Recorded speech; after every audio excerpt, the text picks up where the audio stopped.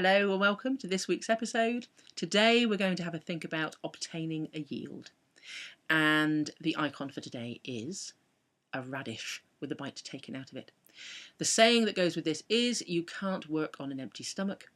And really what this principle is inviting us to do is if we put effort into something, make sure that we get essentially a harvest out of it, or a yield. That yield needs to be something that is of value to us and is meaningful. That's actually really crucial and that's very important part of this process. But yeah, pretty much if you're going to put effort in, make sure you get something out of it. I'm reminded when I think of this of a meme that is sometimes circulated, this idea of somebody working, slaving away at work, earning a great salary, spending that on stuff and holidays that enable them to be distracted from or more able to cope with the misery of doing a work that they really hate. That's not what this means. This is about, the icon is a radish, it's literally food, but fundamentally this is about thinking about what nourishes us. When I do work, when I put effort into something, am I getting something back that actually nourishes me? Very often when we think about what we get from our work, the salary or the paycheck is the thing that's top of the heap. For myself, if that was the only yield that concerned me, I probably would have jacked this work in quite a long time ago. Luckily for me, there are many, many other yields, which include my connection to people, my connection to something, my contribution really to something bigger than me, the opportunity it gives me to be flexible with my time, the opportunity it gives me to just keep learning about things that I'm constantly excited about, to be doing something actually that I really love. So those things are part of the yield for me, for the work that I do.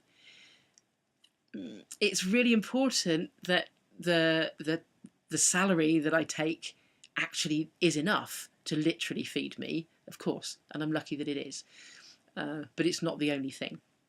So I invite you to think about what are the yields that you're getting from the efforts that you're putting in all sorts of ways, not just in your work, but in your family life, in your communities, and so on and so forth.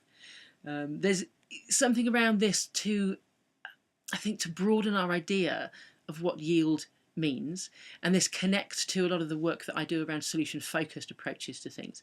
There's something in solution focus which is around reframing, which helps us to look at things differently, to perceive resource differently. We reframe.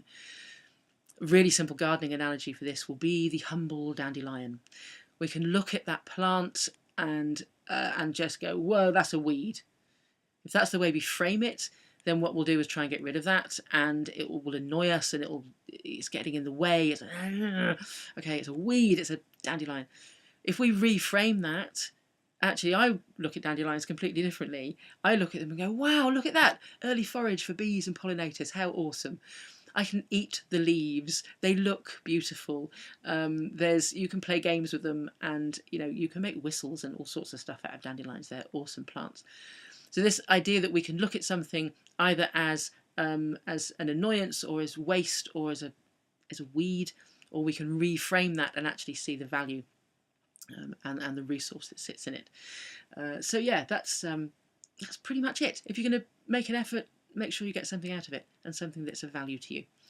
I said last time that I'd mention my little graph. Here we are, here it is. This is a little graph that is effort against time. Okay, so effort and work against time across the bottom. Things that are designed using permaculture principles, they might need at the beginning of that process, okay, some input of effort and work to kind of set things up and make sure that things are in place. But over time and fairly quickly, what we find in permaculture designed systems is this, that over time we need to put much less effort or work in because they kind of do the work for you, and it becomes quite effortless.